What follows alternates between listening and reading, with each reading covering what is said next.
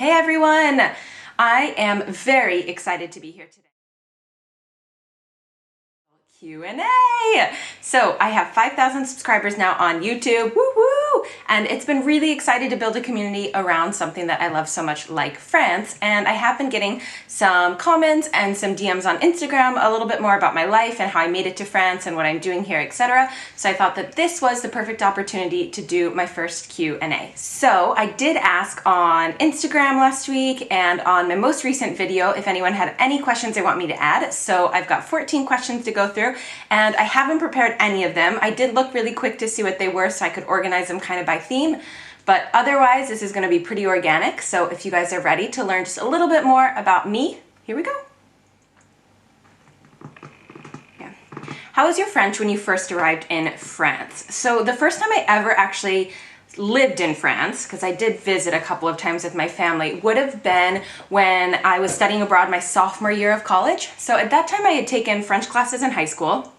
Can't say that that was amazing, but you know, I did have a little bit of a base knowledge, and I had taken some classes my first year of college. So I would say that I understood pretty well, and if you'd really put me in like a situation where I had to speak French, I knew how to construct sentences, but I was really painfully shy about it. I was so uncomfortable. I didn't like putting myself out there. I was nervous all the time. I didn't want to make a mistake in front of people. I didn't like my accent. I mean, all of those things. So while my French was pretty good, I would say probably an intermediate level, and I could understand fairly well, I was really, really shy about speaking. How long did it take for you to get fluent in French? I think this is a hard one to answer from my point of view because we're always our worst critics. So nobody wants to say right away, like, I'm fluent, because we feel like we're kind of overestimating our ability in French, which is funny because being fluent and having a second mother tongue or a third mother tongue or a fourth are very different. I'm definitely fluent in French, and if you're able to speak French with that flows and that you don't find a lot of problems with grammatical errors and you get your point across, that's actually considered fluent. So I was probably fluent earlier than I think that I was, but I would say what really changed for me was working in French. So I studied abroad for 4 months, then I went back home to finish my studies, and I came to Paris for a year in the TAPIF program, where I was learning French, and then I went to a master's program, but all my classes were in English for 6 months, so that wasn't really helping my French. And then when I actually started working and doing my first internship in French, I would say at the end, after even like 6 months, a year of working, I felt really fluent. As soon as you have to start learning a new vocabulary, expressing your opinion at work, all of those things really, really help you get out of your shell and feel comfortable just speaking. So I would say it probably took me like 2.5 years. What did you study for your master's? So I did my undergrad in the US. I went to the University of Iowa, go Hawkeyes, if there are any Iowa fans out there. And I did French and International Studies, which is like a mix of a French degree and a business degree. And then when I came to France, I did my master's in luxury brand management, which I completely agree if you're thinking, what is that? It was kind of a mix of marketing, how to manage brands, DNA, communication. And I did that for 6 months in Bordeaux, and then I spent a year and a half doing an internship before I got my first job in more of a marketing role. How did my career change when I moved to France? So this is a funny one because I didn't really have much of a career in the US before. I had been working since I was 14 to make my own pocket money, and also I worked all through college. But again, I was doing whatever kind of earned me the most money, not necessarily what I wanted to do in my field of study later. So I was babysitting, I was teaching gymnastics, I was doing a lot of different things. I did work for a year in Scotland at a really large, well-known recruitment agency where I was doing a lot of admin work and interviews and some HR stuff for a year. But when I came to France, I really wanted to focus on getting into marketing. And since I didn't have any experience in marketing, I needed to go back to school and I needed to intern in order to get that experience to finally get hired. So I guess my career became way more of what I had set out to do when I went to college once I got to France, but I didn't really have much of a career in the US before.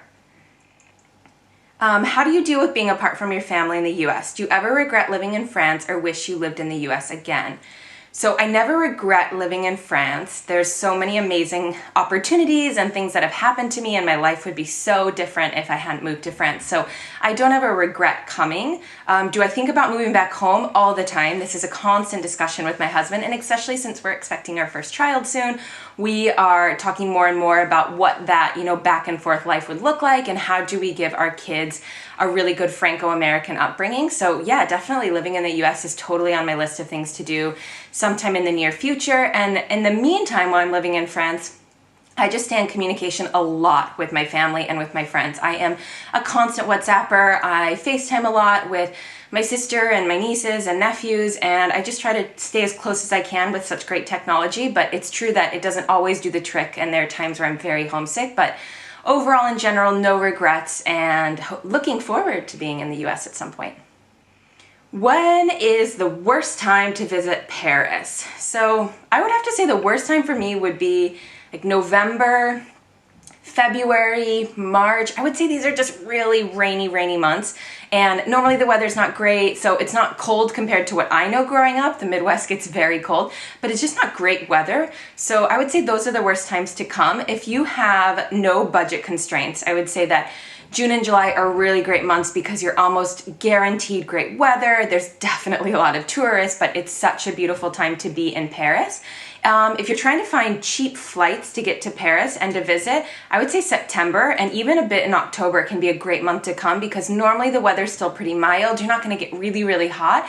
There'll be less tourists, and tickets can be so cheap at that time. That's when I love going back home. I mean, I can easily get from Paris to Chicago like 500 euro round trip tickets, which I think are a pretty good deal. So bus, train, or flight in Europe. So I've recently done a transportation video that you can check out. And as you all know, I love all transportation in Europe. And I think most of it is highly efficient. I am probably a train girl if I had to choose.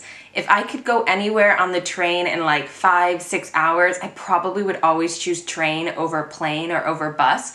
You just don't have to deal with the security. I'm really calm on the train. You've got plugs, you can work on your computer, and I'm actually in older age starting to get a little bit like sick on planes, a little bit of motion sickness, so it's harder for me in like buses or planes to really do anything. So I would say I'm a train girl, but buses are such a great deal if you have time. If you have a day to kill, I would do stuff by bus as well because you can easily go from France to Spain for a really reasonable price. And then of course you've got to take flights when it's really long, but train girl all the way here.